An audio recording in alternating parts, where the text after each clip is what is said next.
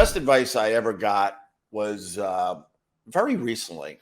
It was very recently, about 5 years ago. My dear agent and friend, who really set me up professionally and personally. I mean, there were things, if I really think about it, he could have done a little better. But in general, he was awesome for me and my family.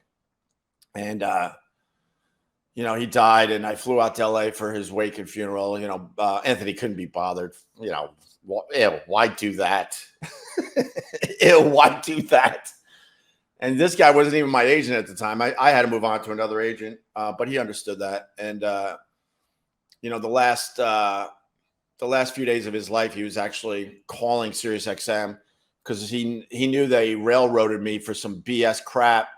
And even though he wasn't representing me, he called SiriusXM on my behalf, and he was sticking up for me. That's a real human being right there. And what he was suffering from, which took him out, was something where he could barely talk anymore. But he was like this, and he was still fighting for me. Like, he could barely talk. I called Sirius on your behalf. Unbelievable guy, right to his last breath. So I flew out there to LA for his wake and funeral, and I think it was Jeff Pollock, who's like a beast in the radio world, a beast, huge consultant. You might not know the name, but he's done so much in music and radio. And he was really good friends with Bob. And his advice was really simple. And I've lived this advice ever since then. I thought I was living this beforehand, but maybe not. He goes, just show up.